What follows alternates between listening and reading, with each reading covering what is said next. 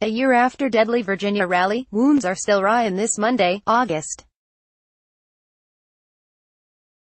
6, 2018 photo. Susan Bro, mother of Heather Heyer, who was killed during the Unite the Right rally last year, looks over memorabilia in her office in Charlottesville, VA.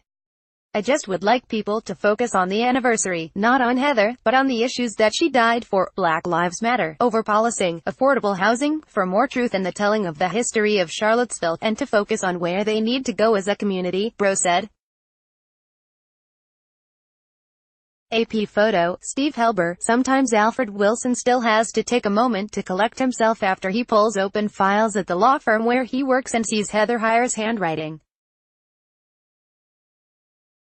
I get choked up and have to gather myself before I talk to the client, said Wilson, who hired Heyer, the 32-year-old paralegal killed nearly a year ago in a car attack during a violent white nationalist rally in Charlottesville, Virginia.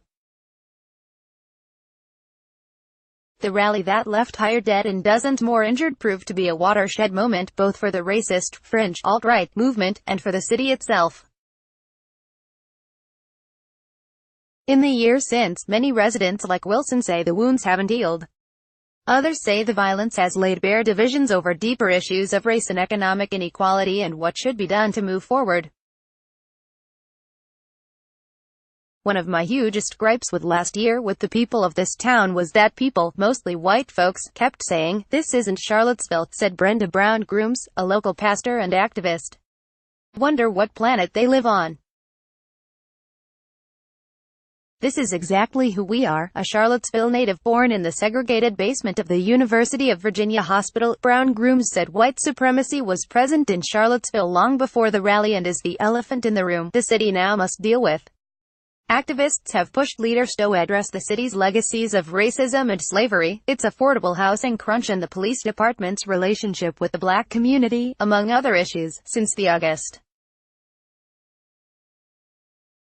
12 rally. The event was one of the largest gatherings of white nationalists and far-right extremists in a decade. Many participants dressed as if they were headed to battle, shouted racist slurs and clashed violently with counter-protesters. Meanwhile, authorities largely stood by on the fringes of the action near a downtown park with a statue of Confederate Gen. Robert E. Lee that the city wanted to remove. The crowd was eventually forced to disperse, but a car that authorities say was driven by a man fascinated with Adolf Hitler later plowed into a crowd of peaceful counter-protesters. The day's death toll rose to 3 when a state police helicopter that had been monitoring the event and assisting with the governor's motorcade crashed, killing 2 troopers. In the years since, the city has taken steps toward meeting some of the activists' demands, despite resistance on some issues from the Republican-controlled state legislature. Lawmakers defeated every bill Charlottesville supported in the rally's aftermath, including measures dealing with city's abilities to remove Confederate monuments. Responding in part to calls for a closer look at stop-and-frisk policies that disproportionately affect black residents, the city established a new police civilian review board. The city also has approved funds for affordable housing and workforce development. Meanwhile, there's been a churn in leadership. The city attorney took a new job, the city manager's contract was not renewed, a spokeswoman quit and the police chief, 50 at the time, retired after less than 2 years on the job. The 5-person city council has 2 new faces, and the group picked a different mayor, Nikia Walker, a black woman who ran as an independent in the staunchly Democratic town and was previously one of the council's strongest critics. Walker has clashed publicly with other council members on multiple issues, such as hiring an interim city manager.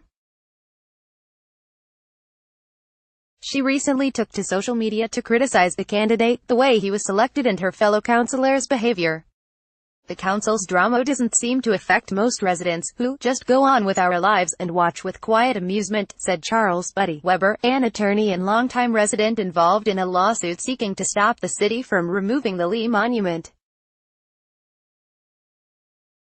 Weber emphasized that not everyone in Charlottesville agrees on the extent and nature of the city's problems.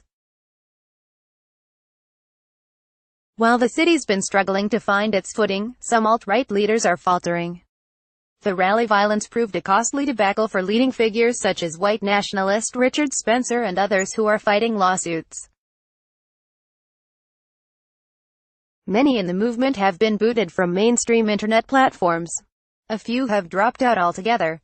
Only one organizer of last summer's rally seems intent on publicly marking the anniversary. Jason Kessler, a Charlottesville resident and UVA graduate, sued the city after it denied him a permit for an anniversary event. Kessler recently abandoned his lawsuit, but he vowed to press ahead with plans for an August 12 rally in Washington, D.C. During an interview this summer, Kessler said he was still coming to terms with what happened last year and said he apologized to Heyer's family. But he struck a far more defiant tone when a city attorney questioned him last month.